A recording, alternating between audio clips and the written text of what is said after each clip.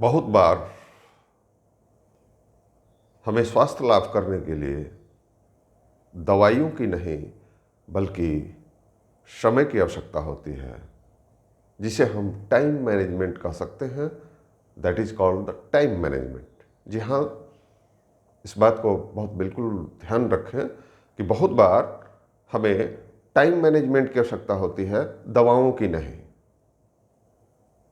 So time management is the must required some time without any medicine.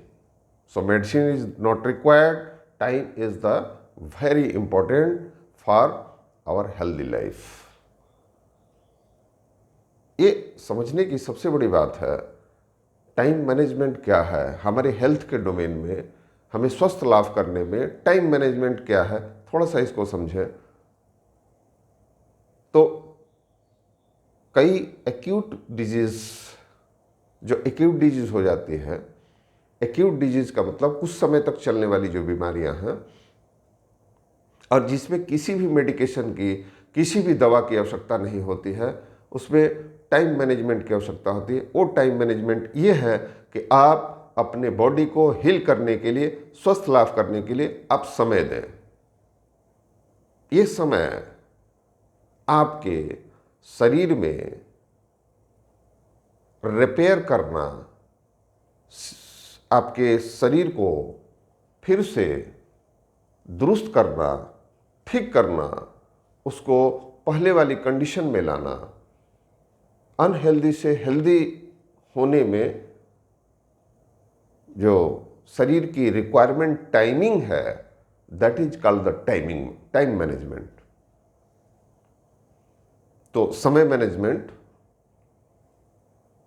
समय की आवश्यकता आपके स्वास्थ्य लाभ के लिए कई बार इतनी आवश्यक होती है, जिसमें यदि आप कोई मेडिकेशन करते हैं, दवा लेते हैं, वो दवा आपको अस्वस्थ से और ज़्यादा अस्वस्थ बना देगी, जहाँ पर समय की आवश्यकता है। जैसे किसी को कोल्ड कफ की प्रॉब्लम हो गई, सामान्य कोल्ड कफ की बात कर रहा हूँ। सामान्य कोल्ड कफ, इसका मतलब है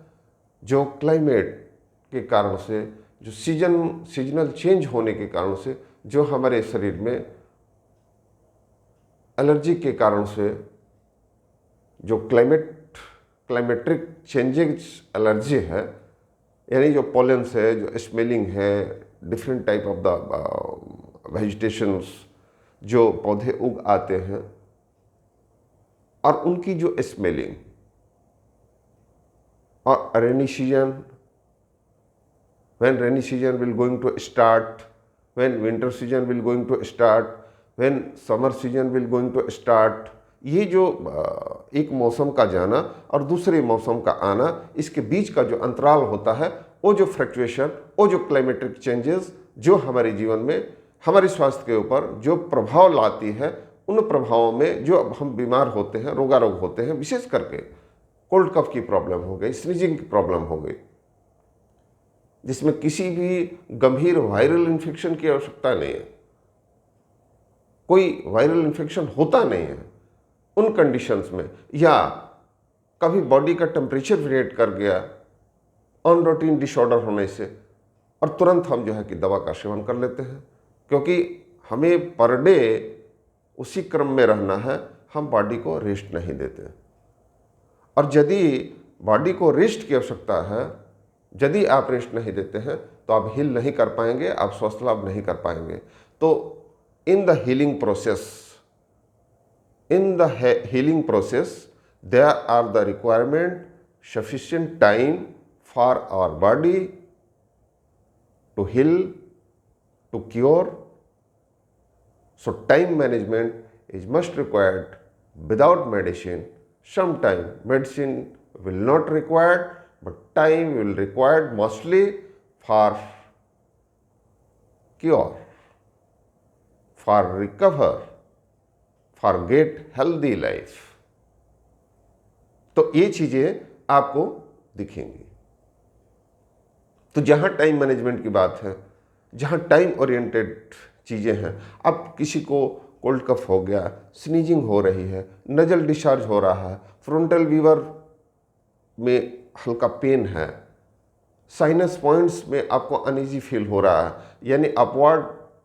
नेक से ऊपर की स्थिति भारीपन से भरा हुआ है, और उस स्थिति में आप डाइट मैनेजमेंट और टाइम मैनेजमेंट ये दो चीज़ें करते हैं तो आप तुरंत हील करेंगे। लेकिन यदि दवा लेते हैं आप तो एक तो प्लूरल कंजेशन होगा और दूसरी चीज़ कि आप हील नहीं कर पाएंगे, स्वस्थ लाभ नहीं कर पाएंगे, और आपको अतिरिक्त दवा लेनी पड़ेगी और उससे भी अतिरिक्त समय देकर, क्योंकि आप बाध्य हो जाएंगे, आप ज़्यादा बीमार हो जाएंगे तो आपकी मजबूरी हो जाएगी कि आप बेड पर पड़े रहें। और इस कंडीशन में